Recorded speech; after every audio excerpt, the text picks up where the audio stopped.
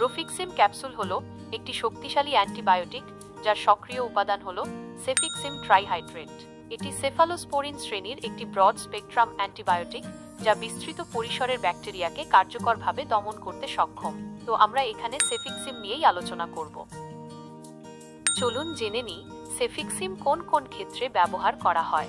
এটি জটিল মূত্রনালীর সংক্রমণ চিকিৎসায় কার্যকর, বিশেষ করে যখন সংক্রমণ ইকোলাই এবং প্রোটিয়াস মিরাবিলিস ব্যাকটেরিয়া দ্বারা ঘটে।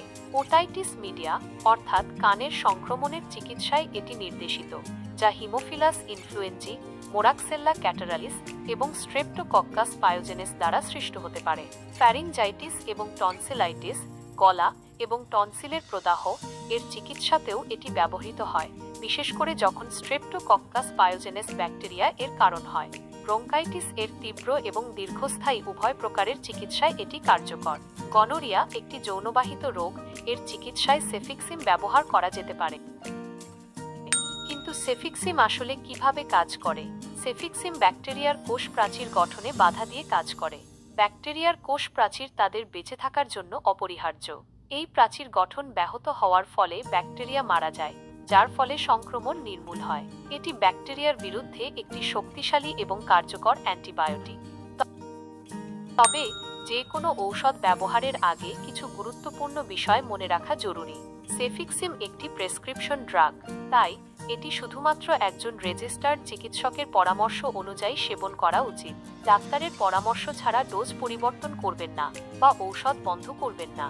সবচেয়ে গুরুত্বপূর্ণ হলো আপনি সুস্থ বোধ করলেও ঔষধের সম্পূর্ণ কোর্স শেষ করুন, কারণ অসম্পূর্ণ কোর্স ব্যাকটেরিয়ার প্রতিরোধ ক্ষমতা বাড়াতে পারে এবং সংক্রমণ আবার ফিরে আসতে পারে।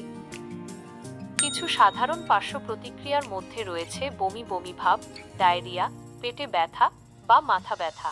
গুরুতর পার্শ্ব প্রতিক্রিয়া বিরল হলেও ঘটতে পারে, যেমন গুরুতর অ্যালার্জির প্রতিক্রিয়া, অ্যানাফাইল্যাক্সিস বা কিডনির সমস্যা। এই ধরনের কোনো লক্ষণ দেখা দিলে দেরি না করে দ্রুত চিকিৎসকের সাথে যোগাযোগ করুন। কিছু ক্ষেত্রে বিশেষ সতর্কতা অবলম্বন করা প্রয়োজন। যাদের কিডনির সমস্যা আছে তাদের ক্ষেত্রে ডোজ সমন্বয়ের প্রয়োজন হতে পারে। গর্ভবতী এবং স্তন্যদানকারী মায়েদের জন্য ব্যবহারের আগে অবশ্যই চিকিৎসকের পরামর্শ নেওয়া অত্যাবশ্যক। যদি আপনার পেনিসিলিনের প্রতি অ্যালার্জি থাকে তাহলে সেফিক্সিম সেবনের আগে চিকিৎসককে জানান, কারণ ক্রস অ্যালার্জির সম্ভাবনা থাকতে পারে। অন্যান্য কিছু ঔষধের সাথেও সেফিক্সিম প্রতিক্রিয়া করতে পারে, যেমন রক্ত পাতলা করার ঔষধ, ওয়ারফারিন, কিছু অ্যান্টাসিড বা প্রোবেনিসিড। তাই আপনার বর্তমানে যে সব ঔষধ চলছে সে সম্পর্কে চিকিৎসককে বিস্তারিত জানান।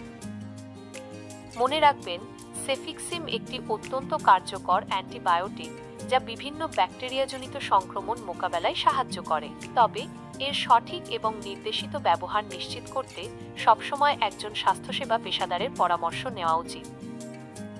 ভিডিওটি শুধুমাত্র তথ্যমূলক উদ্দেশ্যে তৈরি। কোনো ঔষধ সেবনের আগে অবশ্যই আপনার চিকিৎসকের পরামর্শ নিন।